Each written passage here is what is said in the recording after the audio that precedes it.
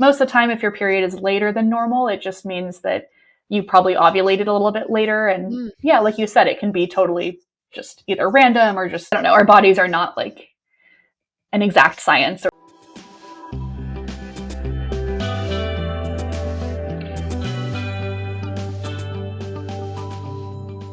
Guys, welcome back to the Evergreen Rx. I'm your host, Hayden, licensed mental health therapist, Cancer Moon, and the first to get deep at any party.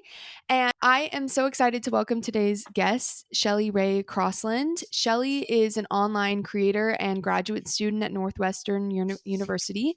She's pursuing her master's in counseling, and she is passionate about empowering her community through education on women's health, reproductive rights, intimacy, and pregnancy prevention. Shelly also is the host of her own podcast, Situationship to Soulmate, and she shares insight and advice on navigating the modern dating world and building meaningful and lasting connections. So I'm so excited to have Shelly, also an Austin-based creator, on the podcast today. Yeah, thanks so much for having me. And yeah, I always love meeting other local Austin people and other people in the therapy space too. And excited to be here. I'm so excited to talk today about like a deeper dive on the menstrual cycle. So if you guys have been listening for a while, you know, I have a previous episode that I can link below that's kind of like the 101 on the 4 phases of the menstrual cycle. But I thought me and Shelly could kind of go deeper on that today because I think there's so many questions in this sphere that go unaddressed, or there's just very little information out there. Things like, how do we cycle sync if our periods are irregular? You know, birth control can make them irregular, or how do we deal with hormonal imbalances? When do we know if our pain and the symptoms we're experiencing are too much or not something that we should just write off as normal PMS or other issues? And how does menstruation impact intimacy? So these are kind of the things that I want to talk to Shelly about, get some of these questions answered, and so much more that we're going to get into. So just to start, I wonder what happens. This is my big question. This is my personal question too, as I get to know more about my cycle, is how do we work with our cycle and with the education that's out there about the phases and the 28-day kind of rhythm if our cycle doesn't align with that? And if it's irregular, if it comes at different times each month, and how do we kind of address that? Yeah, I think that's a great question.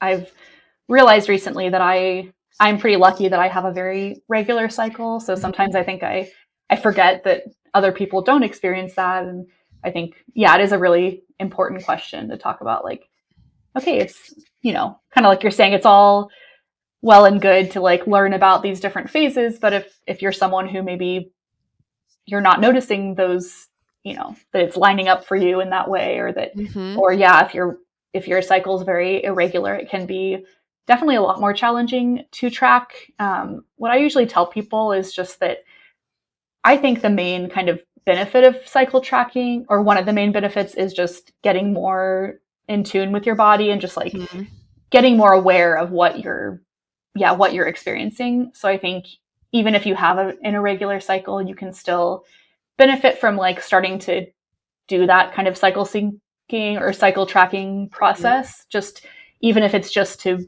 kind of build some awareness and be like, so I think so many women, myself included, for many years until more recently, like are really not very aware of their bodies or of what they're experiencing. And so I even think for some people, like they might not be aware that they actually are still going through those different phases. It's a little bit different for them, or they don't experience like all of the symptoms or all of the things that people talk about, or maybe their cycle is shorter or longer than the average. You always hear like 28 days is considered the average, but it's definitely pretty normal to have, I don't know if I really have met that many people that actually have a 28-day. I'm like, it's kind of like short to me when they say it's like it's so perfect. And I don't know, I think that what you're saying is really true. Like even in terms of my own process of learning these things, it's so helpful to start to track on what what are the common symptoms that happen each month Mm-hmm. around the same time? Maybe not exactly or not as long, or the symptoms kind of fluctuate, but what does it typically look like? Especially even just like Mm-hmm. energy level is something I try to pay attention to, Yeah. because that is Mm-hmm. pretty noticeably different at different times. And Yeah. I think it's hard because even like I lean into this, the idea of like each phase of the cycle kind of coordinating with like a season of the year. Yeah. Cause it's like, Mm-hmm. it's really nice. And it's kind of like cool to sync it up with nature and to like use that as the like symbolism for what you might be experiencing, like Mm-hmm. winter being the menstruation cycle, like the Yeah. when you're bleeding. It's like, oh, that's kind of nice. That makes sense. That Mm-hmm. clicks into my brain. But sometimes leaning too far into that, I've found that it becomes less applicable Mm-hmm. to each individual body and person that experiences menstruation, because now all of a sudden maybe this month looks a little bit different than last month, which you probably would say is just kind of how bodies work. Yeah. Mm-hmm. But it can start to feel like, oh gosh, I maybe I don't know, maybe this is more irregular than I thought, or um something's wrong Mm-hmm. because I'm not lining up exactly with all these like infographics I find online. Yeah, I definitely think that's true. I think it is really easy to start overthinking it, and especially with a lot of the content that I make around like preventing pregnancy, or a Mhm. lot of the girls that follow me get very anxious if if their period is late, which I usually like to remind people that most of the time if your period is later than normal, it just means that you probably ovulated a little bit later, and Mm, yeah, like you said, it can be totally just either random or just, I don't know, our bodies are not like an exact science or whatever. So it's like, yeah, sometimes it is just random, or it's just normal to have some fluctuation. mhm. Um, but yeah, I think it is really, really easy to start overthinking it, or to think like, or yeah, like to compare yourself to other people and be like, Yeah. oh, well, yeah, if my period is not exactly 28 days, or yeah, like you said, if usually my period comes around 28 days, but some months it's later or earlier, a lot of people will get thrown off by that. Mhm. So yeah, I definitely think that I think it can be helpful to know the kind of average, just to have an idea of like, okay, Yeah. is my cycle like way different than, like Mhm. um, a lot shorter or a lot longer. Sometimes that can be a sign of, I know we'll probably talk about this more, about like some sort of hormonal imbalance or something going on. But other times it's just like, yeah, you might just naturally have a shorter or a longer cycle, and it's not really Yeah. anything to worry about. But I think, yeah, I think you're definitely right that it's like, it's easy to kind of overthink it a little bit. And I think what I kind of hear you saying too is like it's probably a better, marker to compare our month to month experience to our own body. Like what is Mm-hmm. kind of normal in my body? Since I've been having periods, are they always longer? So Mm-hmm. then it's just, if it's even a little Yeah. bit longer than that 1 month, could that just mean that it's stress, and it's whatever situational environmental changes are happening right now, Mm-hmm. versus, am I someone where I've always been used to a shorter cycle, Mm-hmm. and now they're much longer and nothing has really changed in my Yeah. environment, or I didn't get on a new birth control, or I didn't do Mm-hmm. something like that, to be able to just compare it internally instead of trying to make ourselves match onto the average that the science kind of Yeah. has put together based off a bunch of Mm-hmm. different women's experiences. Yeah, that's a great point. I definitely think that's true, and that can be kind of, again, one of the benefits of starting to track your cycle, or just be more aware of it, is like, yeah, if you're noticing something seems really different than you're used to, that um, you can then kind of, yeah, look at like, okay, have I had more stress than usual, or has there been Mhm. any big changes in your life? Or I've even heard of people that like when they travel, they notice that their period is a little bit Mhm. different, which is just interesting. So I think like our bodies are just very sensitive to any change at all, Yeah. like even like new supplements that you're trying, or yeah, new diets or different things like Yeah. that can really, I think, affect our body more than we realize. So I think like how you said that, like compare it to what's normal for you, as opposed to like what your Mm-hmm. friend or your mom or yeah, the average that is really just kind of a statistic of like all the different cycles and what is considered average is yeah, obviously not going to be everyone's experience. And yeah, I definitely hear that a lot from women who will be like, oh, my period's late and I'm scared that maybe I'm pregnant. And like Mm-hmm. usually the first question I ask is like, well, is your period typically, how long is your cycle typically? And a lot of times they will say like, well, yeah, I guess I do usually have a longer cycle, or like, or Yeah. it is usually irregular, but they're just maybe extra anxious this month or something. And so, yeah, I think it is, when you start tracking it, it can be Mm-hmm. really helpful to be like, oh yeah, actually this is not really out of the ordinary for me. Or maybe it is. And that's just like, you don't really know that until you really start looking at it. And Yeah. Because I yeah. think so much of us, like, so much of this comes from that desire to like Google when we have Yeah. health stuff. I mean, we all do it with like every health issue, but Mm-hmm. you turn to Google and then you're getting all this information, and it can really start to feel like, oh gosh, like something maybe is wrong with me, or like what you said about hormonal imbalances. This is something I kind of want to touch on because I think that can be an easy first place to go to, Mm-hmm. especially when there's other, there's real serious issues like PMDD or Yeah. PCOS that go undiagnosed so Mm-hmm. often and Yeah. missed for so long, where this is an interesting side of things that I want to talk to you about, of Mm-hmm. drawing that line between like allowing ourselves to be different, accepting how our body processes things, accepting that it changes over time and based off of the Mm-hmm. situation um, that we're in, and normalizing that, not feeling like something's maybe wrong with us because our Yeah. period is quote unquote irregular. Yeah. Um, Mm-hmm. but then also being able to make sure that we're getting the help with things that we need, or maybe if there is a hormonal imbalance, that we're getting that addressed, or if there is some other issue going on. So how do Mm-hmm. you kind of like work with that and take things seriously without Mm-hmm. also feeling like every fluctuation or something means that something is really wrong? Yeah.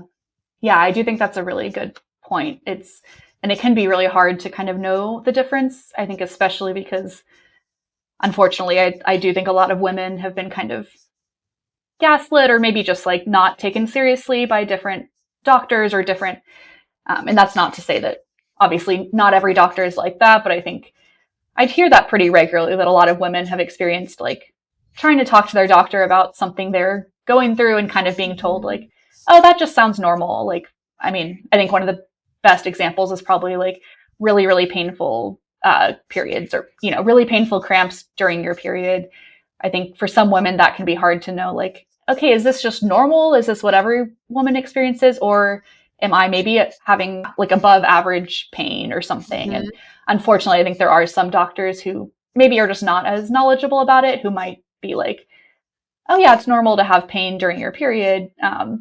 But I think most people that most people would agree that it's not normal to have like extremely painful periods. So I think that's a good example where I think a lot of women will go a Mhm. long time of just like thinking it's just something they have to deal with. And then maybe they'll find out, like you said, maybe there's something else going on, like PCOS or endometriosis is like a common one that causes really painful periods. So I guess to answer your question about how to kind of know if what you're experiencing is more than just a normal fluctuation from the norm, I would say like trust your intuition, trust your gut, and Yeah. also like think about how much it's affecting your life. So, Yeah.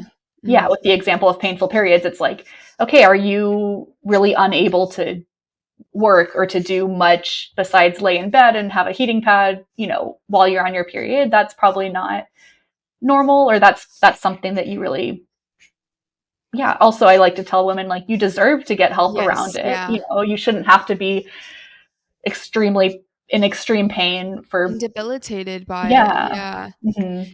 That's what I thought too when you're talking about it, like that idea of like you deserve to have something addressed, or to at least put, more have someone, whether that be your doctor or whatever kind of route you're pursuing, to like have Yeah. more time and attention taken to see like, well, can, if you're getting that gut feeling that Mhm. it's too much, then really, unfortunately, what it seems like we have to do so often is advocate and Yeah. kind of push and say, Mhm. you know what, yeah, I hear I hear what you're saying. I know cramps are painful, but also like Mhm. this is, it's hard for me to get out of bed. It's like Yeah. I can't go to work. I don't think that this is something that I should be dealing with, or I Mhm. don't want to be dealing with this for the Yeah. rest of the time that I will be, menstruating or whatever. And like that Mhm. is a perfectly reasonable desire and Yeah. deserves attention and legitimacy given to it.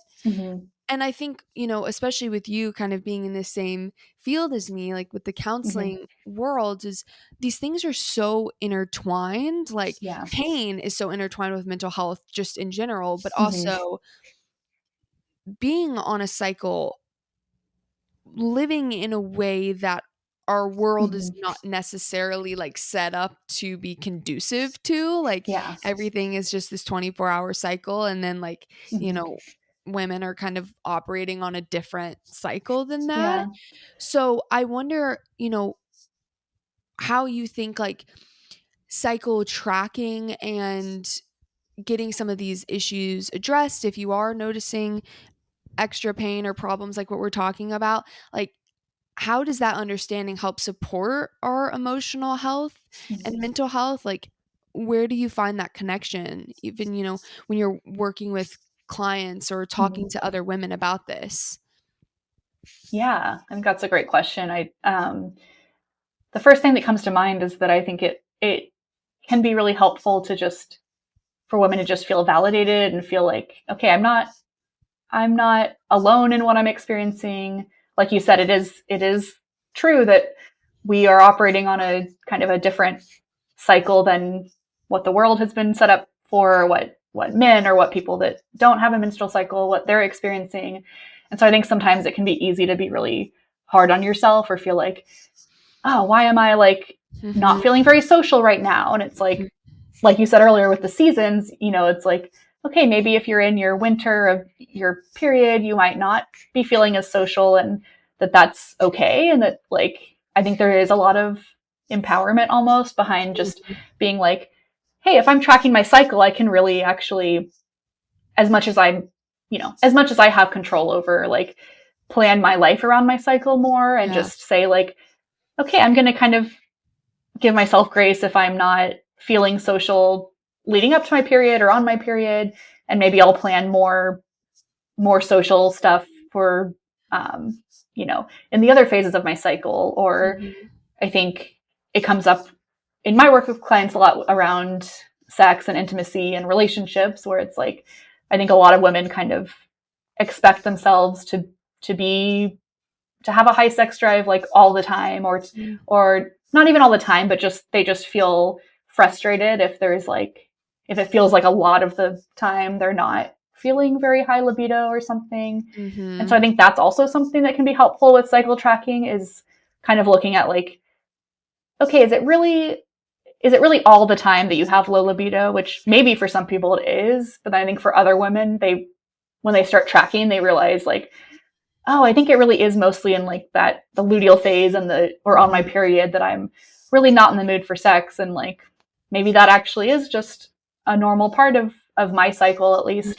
I'm probably not alone in this. I'm sure other women experience this, and um, yeah. So I think with like I Mhm. definitely love to advocate for therapists broaching those types of topics with clients too, of just being like, okay, maybe like learning more about if your clients I don't know, talking about things that could potentially be related to her menstrual Yeah. cycle, like, yeah, Yeah. not being afraid to talk about that. Yeah. It's kind of that idea, like, it's not all in your head, and I mean that more in Yeah. the sense of, like, part of it is, like, what we're talking about earlier, which is it's not all in your head. If this feels like, it's maybe too difficult to handle or you need other strategies, then that's Mhm. legitimate. But also the whole, like, side of things, which is we can work on so much in therapy, or we can work on so many, like, emotional things or do our journaling practice or mindfulness or whatever it may be.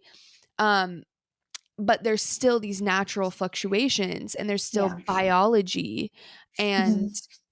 environment and all of these things that are outside of us Yeah. that have a large impact. And so sometimes I think it's stepping back, like you're saying, and just acknowledging this largely out of control, our control thing that's Mhm. going on, Yeah. that's, going to happen no matter what, and will affect our energy, our mood, our Mhm. social battery, our exercise routine, or Yeah. our appetite. Like all of these things Mhm. can be impacted by it. And I think there can be like a lot of self-blame Mhm. around not being consistent, not perfectly showing up one way Yeah. every single day. Mhm. And I think that can be hugely validating for women. I know it's been very validating for me too, to Mhm. just step back and be like, maybe I don't have to like muscle my way out of this. Like, Yeah. figure Mhm. out a way to be social and doing my most intense exercises and, Yeah. showing up with like the most energy every single day. Like, Mhm. Yeah. that's just not how like 50% of the world works. Like, Mhm. Yeah. and we wouldn't think so much about it, or wouldn't think it was an issue, if there wasn't a more dominant Yeah. perspective on like how we should be able to show up every Mhm. day, right? Yeah. Yeah, that's really true. Yeah, our society really was kind of built for more with men in mind, and like that.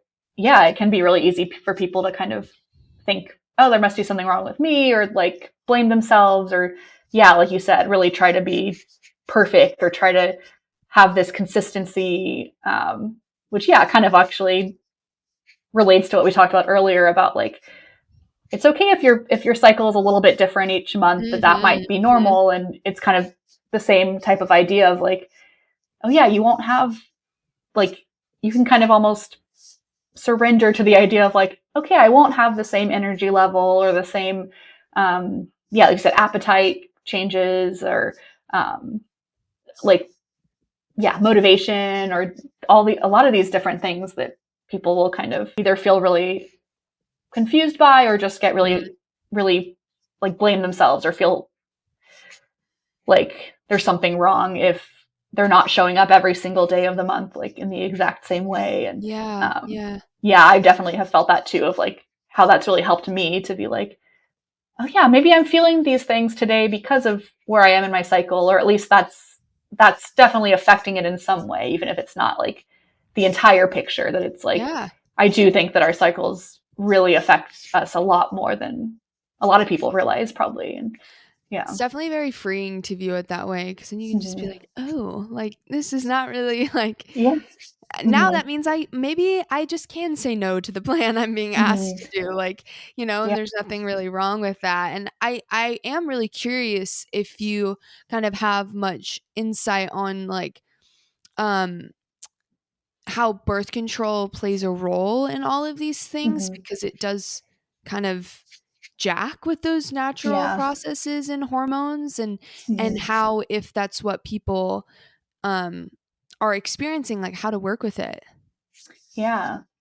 Yeah, definitely. I think that I feel like birth control has been a big topic on TikTok lately, and I think that it's really easy for people to kind of view it in these in a like a black and white way, almost, of like Mhm. I just have noticed a lot of creators lately talking about how terrible birth control is for your hormones or your body or Mhm. different things. And then I've seen a few other people kind of posting about how like, okay, birth control is also really, really important and really helpful and Mhm. like benefits a lot of women. And so it's important to not demonize it, I Villainize. think. Yeah. Yeah. But I think that it is true, and it is a fact that at least any hormonal type of birth control, which I think is the majority of, or maybe not the majority, but like if you're thinking of like the pill or the IUD. Mm-hmm. The IUD does have the copper IUD is non-hormonal, but the other types of IUDs are hormonal, and then the birth control pill is any hormonal type of birth control, like you said, is going to kind of mess with your cycle because basically the way that it's preventing pregnancy is by stopping you from ovulating. And when we're thinking about our cycle, ovulation is kind of one of the main, obviously, parts of the cycle. So if ovulation is not happening, then yeah, most women will either experience no period or maybe a much lighter period, which, going back to like painful periods, that can be really great for a lot of women who Mm-hmm. are experiencing painful periods. Then they're like, oh, birth control helps it to be less painful, a lot lighter of a period, usually more maybe a shorter period. Um, but yeah, I guess the way I like to describe it is like if you're on birth control, you do need to be aware that it is affecting you in some way, even if you're not maybe aware of it. And Oh, yeah, okay. it is tough. I saw a video recently too where someone was saying like, oh, it's impossible to track your cycle if you're on birth control because you're not ovulating. It's like you're really not going through the same kind of Yeah. cycle. Um, but I don't know. I disagree with that a little bit. Just, I guess, going back to what we talked about at the beginning of like, I do still think it's helpful to track your cycle, even if Mm. you're not ovulating or even if you're not, experiencing the exact same things other people do. Interesting, Yeah. because I feel like so much of what we've been talking about too is like there's so much variability. I mean, this is a really complex system that's happening every month, Mm-hmm. and also probably the lack of research that's been spent, Mm-hmm. like really figuring it out. I think even with Yeah. birth control, we still have like not a ton of understanding of like how it all works and what Mm-hmm. all the like ramifications of that are, or how it plays out Yeah. with the other parts of the cycle. And Mm-hmm. yeah, and that makes me wonder, like, we've touched on this before, the idea that the world kind of runs off of this 24-hour cycle, and then Mm-hmm. women's bodies are set up in a different way, or people who menstruate are set up in a different way. Mm-hmm. So how can we kind of validate, as we're doing, the real impact of that, the idea that really it is beneficial to, as much as you can, structure your life in a way that's conducive to your phases? Mm-hmm. But how do we validate that without perpetuating the idea that women are lesser than men, that Yeah. we just can't function as well throughout the month? Yeah. That's a really great question because I think that is something that crosses a lot of women's minds is almost like this idea of, oh, I don't want to Don't want to like admit that. Yeah, don't want like, to pay attention to it. We want to like downplay, like, no, yeah. it's okay, like it's not, it doesn't really make that much of a difference, like. Hmm. Yeah, definitely. Yeah, because it makes sense. It's like it kind of can be difficult to say like, oh yeah, this actually really is my menstrual cycle really is affecting me, and like it can, yeah, bring up I think a lot of emotions around like feeling like you said, like maybe feeling even like Inadequate. some, yeah, jealousy of like, oh, why do men don't have to experience this, or like yeah, frustration of like, why is this.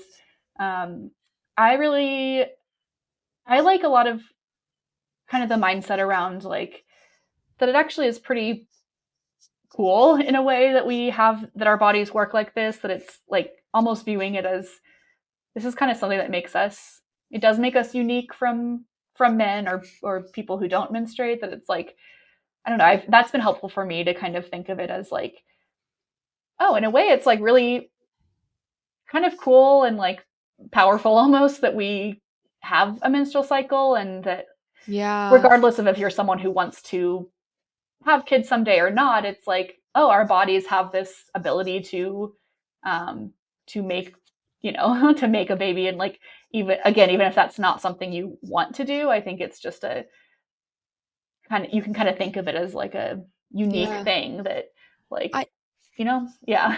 I agree with you, and I also think that that's what's I think part of why the seasonal metaphor is really cool, or I know like Mhm. connecting like the moon phases Yeah. with the cycle, from more of that kind of, I don't know, like woo woo perspective or something, like connecting with nature in that way is Mhm. really cool because when you start to dive into it too, there's some like kind of like uncanny parallels with the Yeah. way that menstruating body works and the way that Mhm. nature works Yeah. and It's true. the way that the moon moves throughout the month and what those different phases of the moon represent. Like it's Mhm. very connected, which I do think has its own empowerment within that and feels very very natural, very like worldly based, and Yeah. to have that play out on like a micro scale inside of our own bodies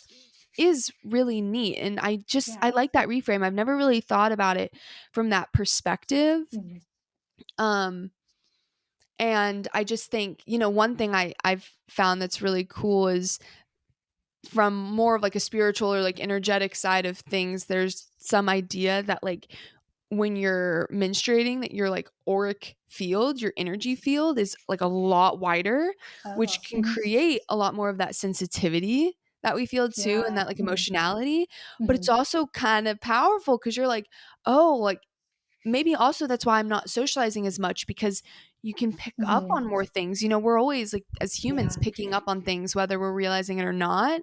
But to know that there's a time where that's like even more heightened, and Mhm. then to think about like how do we utilize that then? Is there a way Yeah. to kind of tap into that, or that creativity, or that just sensitivity that's really in tune with the world around you? Like that is Mhm. kind of a cool prospect. And Yeah. I think that's something that's like really helped me because yeah, I've got like, I've have that feminist drive of like, Mhm. no, fuck you. It doesn't actually like Yeah. we don't need to like over, index on how this makes me incapable of Mhm. something.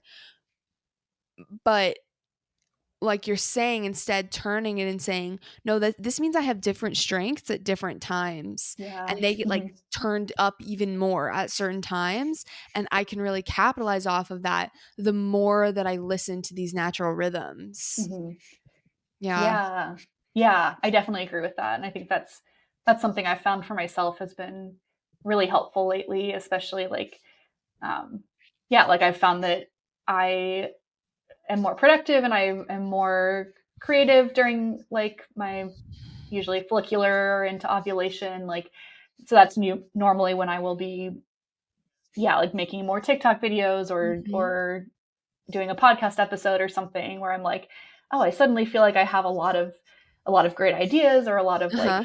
yeah, more energy to be like. So I have kind of started to shift into being like, okay, maybe I'll think of that time as like maybe I will, yeah, record a couple of episodes during that time or Mhm. maybe yeah, record a few extra TikTok videos just to have, and then I know that at least for me when I'm in kind of my luteal phase into menstruation, it's like I do kind of feel this need to like slow down and just have more time to rest and just like, and so it's been cool to be able to be like, oh yeah, I don't have to force myself to be productive during that Mhm. time. Mhm. And I can also kind of have control over like, oh yeah, I know that I got a little bit extra done during that time of my cycle so that I feel more okay with like just, like resting more, doing more Yeah. self-care. And yeah, I think it can feel Mhm.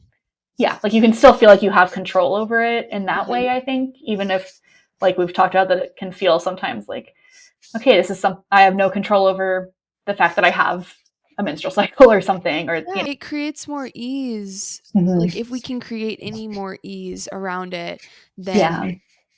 I empower anybody listening to do that Yeah. because yeah, I think that even going back to what we were talking about with, irregularities or when birth control can kind of change up what the cycle looks like a little bit, that if you Mhm. can track for yourself, like compared to yourself, and start to notice any commonalities that there are, then being able to create that kind of customized routine around it, whatever it looks Mhm. like for you. Like, I think that's a big thing that, like, if I could go back and tell myself something, you know, from a couple years ago when I started learning about this, and struggling with some of those areas where I was like, why is this, no, why doesn't this seem like the way that it should be? Yeah. It's just like, okay, well, kind of meet yourself where you're at. Like, Hayden, meet myself where I'm at with it. If there's any way that I can just work with the system or the cycle that I have at this point. Yeah. And again, tapping Mhm. into that intuition and that gut when things do feel a little bit wrong, or like it's just, you just can't kind of get a grasp around how things are going. There's no Mhm. consistency, there's no similarities, and then being able to really do something about that and know that you don't deserve to just have to deal with it. And I think Mhm. that does kind of bring up for me another thing you touched on earlier, but we haven't really talked about, which is how the cycle impacts intimacy. And, Mhm. you know, any misconceptions or beliefs that you hear women sharing a lot that can really kind of damage women's experience Mhm. of pleasure. Yeah. Yeah, I think that's a great question. Yeah, I would say that the more I've like looked into it and researched it, the more I've realized how much the menstrual cycle does really affect intimacy. And I think the most obvious way is just with those two hormones I kind of mentioned earlier, like progesterone and estrogen. Estrogen increases right like leading up to ovulation, and so that's actually kind of a cool, or I think it's cool or interesting that around ovulation is obviously the time that someone would potentially get pregnant. And so our bodies are almost kind of like increasing estrogen, which also makes us, or for some of us, makes us feel more in the mood for sex, or more like we've talked about, like higher energy, or things that might cause you to potentially, if you are wanting to get pregnant, that's kind of our body's Mm-hmm. almost like trying to help us with that. Rev the engine. Yeah. Yeah. And then like when once ovulation's over, progesterone starts to increase around during the luteal phase. And that's really when a lot of women, at least, will feel like kind of a lower libido. And Mm-hmm. so I think, yeah, again, just being aware of that, I think that it's, yeah, again, just good to be like, okay, maybe I shouldn't, as a woman, I might not expect myself to feel the exact same level of libido at all different times of my cycle. And I think, yeah, one misconception I feel like I hear a lot is almost this idea of like not your partner not needing you to really communicate or like talk to them about how you're feeling. So like, or even like people assuming that maybe you will always be on the same page as your partner, as far as like, oh, you'll Mm-hmm. just both always magically be in the mood at the same time, or be, Yeah. or, you know, which obviously would be great if that were the case. For most people, it's not, I don't think. Mm-hmm. And I think sometimes it's like really good to make that connection between your menstrual cycle and maybe how you're feeling around intimacy. And like, Mm-hmm. just, yeah, obviously your partner can't read your mind, and they're not going to know that, um, you know, they're not going to know how you're feeling unless you tell them. So I think I Mm-hmm. always encourage people to like, that it shouldn't be weird or embarrassing to talk to, um, Mm-hmm. whether you have a male or a female partner, but like talk to them about, um, yeah, here's how I think my menstrual cycle kind of affects me, or like during this time of my cycle, I've just noticed that I maybe am not in the mood as much, and it's really It's not about okay. you. And Yeah, it's, not yeah, personal, yeah, depersonalizing it a little bit. And mm-hmm. yeah, I think I'm pretty sure there's an cycle tracking app. I think it might be called Stardust, that Oh, now yeah, has like a mm-hmm. feature where you can share it with your partner or something. Like, you Yeah, I think I've heard of somehow they that. get like tapped in so that they can Mm-hmm. see where you're at, which I feel like is Yeah, kind of a revolutionary idea in this, which I feel like people only started really talking to publicly about pretty yeah, recently. mm-hmm. um and making it less taboo Yeah, to share about the menstrual cycle. But that is kind of an interesting idea, and does seem like a little bit less like shame based or mm-hmm. stigmatizing. Like, this is just going to fluctuate. And, even when you're feeling, especially when you're not feeling the best in your body, Mhm. that's going to impact Yeah. the enjoyment, the desire for intimacy. Yeah, that's definitely true. I think that a lot of women experience like more kind of negative self-talk or negative body image at certain parts of their cycle. And yeah, that can, obviously that definitely can affect intimacy as well. So kind of, again, going back to like why cycle tracking can be so helpful is just being more aware of like, oh yeah, I think I am experiencing some of those types of thoughts around this time in my cycle. And, again, yeah, being aware of like, okay, does this feel like it's really, really affecting me a lot? And maybe I should look into if there's anything I could do that would help with this at all. Or does it maybe feel like it's just a normal part of my cycle and I shouldn't feel any shame around it? You're right. There can be a lot of shame sometimes. And so it's like, I think even just talking to your partner about it can feel really good for a lot of people to feel like, oh yeah, I don't have to be embarrassed or ashamed. I can just tell them what I'm experiencing. And yeah, I think I've heard of that app you mentioned too, that I think that's a really great idea to be like, yeah, then, your partner can kind of be aware of what's going on for you. And I think that can lead to some really good conversations for couples too. Yeah. Yeah. Well, I have really appreciated this conversation. I mean, I think even just bringing it more out into the public domain, which you do such a beautiful job with your content online. And I wonder, I want to get your information for everybody. That will be links below. And also, if you have other kind of educational resources or things that you would point people to that you think is really helpful, just, I mean, it can be about the cycle, but also just intimacy education in general and women's health. And is there any place that you would kind of direct people to in addition to your page as well?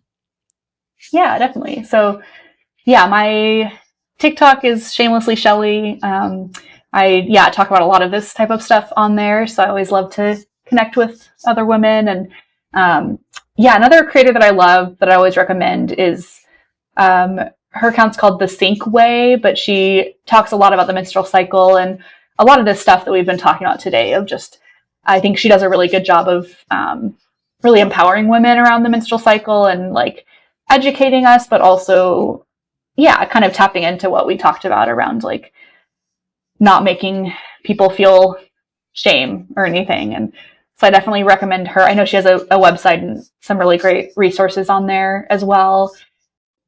There's a creator, she's on TikTok, but she also has a podcast that's really, really great. Her podcast is called Breakthrough, and her name is Isabella Mainwaring.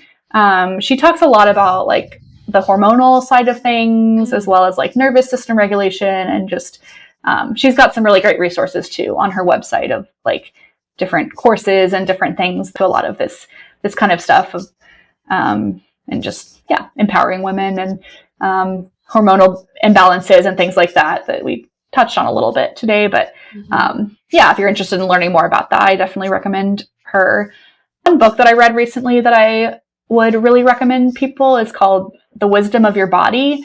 And she just talks a lot about how to have like a connection with your body and like almost like developing more self-love and more like viewing your body as this like almost like a relationship that you have with someone else, which I think is really interesting. And she has a whole episode or a whole chapter in there about intimacy too, which I thought was really great. So those are kind of some of my main recommendations. But I will have all those linked below and all of your information so that people can find you and work with you. I know you do some like one-on-one consults for people's questions. Yeah, I offer like a 30-minute call if you're wanting to kind of talk through some of what you're experiencing and whether it's something around like preventing pregnancy or just any of these menstrual cycle related stuff. And then you can always follow me on TikTok. I